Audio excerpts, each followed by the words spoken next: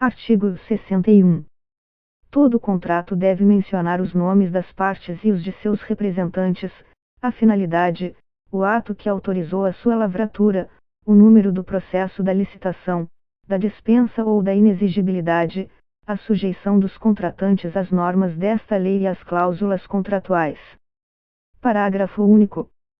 A publicação resumida do instrumento de contrato ou de seus aditamentos na imprensa oficial, que é condição indispensável para sua eficácia, será providenciada pela administração até o 5º dia útil do mês seguinte ao de sua assinatura, para ocorrer no prazo de 20 dias daquela data, qualquer que seja o seu valor, ainda que sem ônus, ressalvado o disposto no artigo 26 desta lei.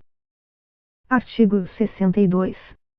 O instrumento de contrato é obrigatório nos casos de concorrência e de tomada de preços, bem como nas dispensas e inexigibilidades cujos preços estejam compreendidos nos limites destas duas modalidades de licitação, e facultativo nos demais em que a administração puder substituí-lo por outros instrumentos hábeis, tais como carta-contrato, nota de empenho de despesa, autorização de compra ou ordem de execução de serviço. Parágrafo 1º. A minuta do futuro contrato integrará sempre o edital ou ato convocatório da licitação. Parágrafo 2º. Em carta-contrato, nota de empenho de despesa, autorização de compra, ordem de execução de serviço ou outros instrumentos hábeis aplica-se, no que couber, o disposto no artigo 55 desta lei. Parágrafo 3º. Aplica-se o disposto nos artigos 55 e 58 a 61 desta lei e demais normas gerais, no que couber. Inciso 1. Aos contratos de seguro, de financiamento, de locação em que o poder público seja locatário, e aos demais cujo conteúdo seja regido, predominantemente, por norma de direito privado. Inciso 2. Aos contratos em que a administração for parte como usuária de serviço público. Parágrafo 4º. É dispensável o termo de contrato e facultada a substituição prevista neste artigo, a critério da administração e independentemente de seu valor, nos casos de compra com entrega imediata e integral dos bens adquiridos, dos quais não resultem obrigações futuras, inclusive assistência técnica. Artigo 63.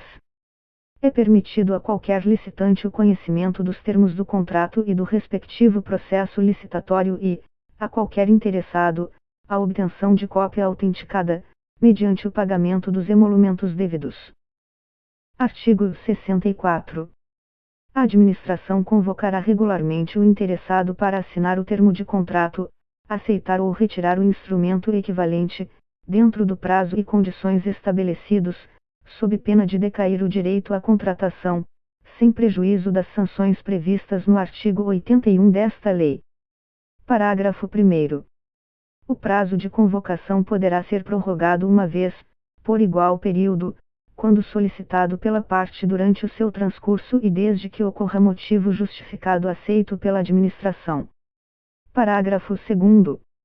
É facultado à administração, quando o convocado não assinar o termo de contrato ou não aceitar ou retirar o instrumento equivalente no prazo e condições estabelecidos, convocar os licitantes remanescentes, na ordem de classificação, para fazê-lo em igual prazo e nas mesmas condições propostas pelo primeiro classificado, inclusive quanto aos preços atualizados de conformidade com o ato convocatório, ou revogar a licitação independentemente da cominação prevista no artigo 81 desta lei.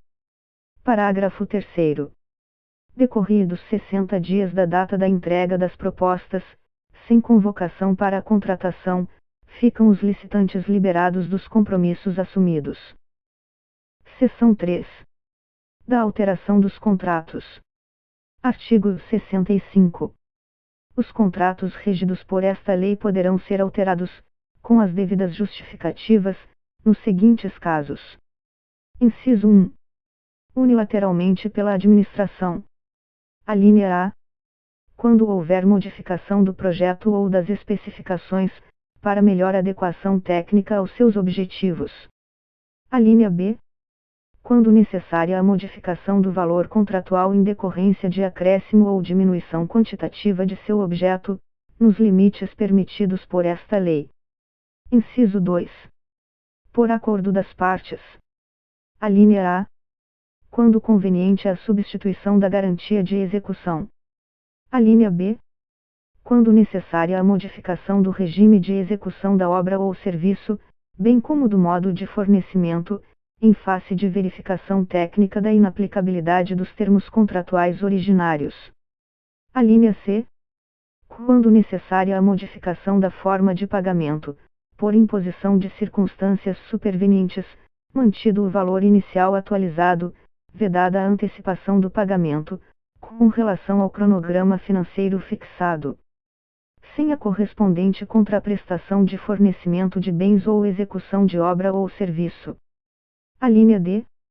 Para restabelecer a relação que as partes pactuaram inicialmente entre os encargos do contratado e a retribuição da administração para a justa remuneração da obra, serviço ou fornecimento, objetivando a manutenção do equilíbrio econômico-financeiro inicial do contrato, na hipótese de sobrevirem fatos imprevisíveis, ou previsíveis porém de consequências incalculáveis, retardadores ou impeditivos da execução do ajustado, ou, ainda, em caso de força maior, caso fortuito ou fato do príncipe, configurando a lei econômica extraordinária e extracontratual.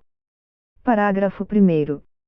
O contratado fica obrigado a aceitar, nas mesmas condições contratuais, os acréscimos ou supressões que se fizerem nas obras, serviços ou compras, até 25% do valor inicial atualizado do contrato, e no caso particular de reforma de edifício ou de equipamento, até o limite de 50% para os seus acréscimos. Parágrafo 2º. Nenhum acréscimo ou supressão poderá exceder os limites estabelecidos no parágrafo anterior, salvo. Inciso 1. Vetado. Inciso 2. As supressões resultantes de acordo celebrado entre os contratantes. Parágrafo 3º. Se no contrato não houverem sido contemplados preços unitários para obras ou serviços, esses serão fixados mediante acordo entre as partes, respeitados os limites estabelecidos no parágrafo 1º deste artigo. Parágrafo 4º. No caso de supressão de obras, bens ou serviços, se o contratado já houver adquirido os materiais e posto no local dos trabalhos, estes deverão ser pagos pela administração pelos custos de aquisição regularmente comprovados e monetariamente corrigidos, podendo caber indenização por outros danos eventualmente decorrentes da supressão, desde que regularmente comprovados. Parágrafo 5º. Quaisquer tributos ou encargos legais criados, alterados ou extintos, bem como a superveniência de disposições legais, quando ocorridas após a data da apresentação da proposta, de comprovada repercussão nos preços contratados, implicarão a revisão destes para mais ou para menos, conforme o caso. Parágrafo 6º. Em havendo alteração unilateral do contrato que aumente os encargos do contratado, a administração deverá restabelecer, por aditamento, o equilíbrio econômico-financeiro inicial. Parágrafo 7º. Vetado. Parágrafo 8º. A variação do valor contratual para fazer face ao reajuste de preços previsto no próprio contrato, as atualizações, compensações ou penalizações financeiras decorrentes das condições de pagamento nele previstas, bem como o empenho de dotações orçamentárias suplementares até o limite do seu valor corrigido, não caracterizam alteração do mesmo, podendo ser registrados por simples apostila, dispensando a celebração de aditamento.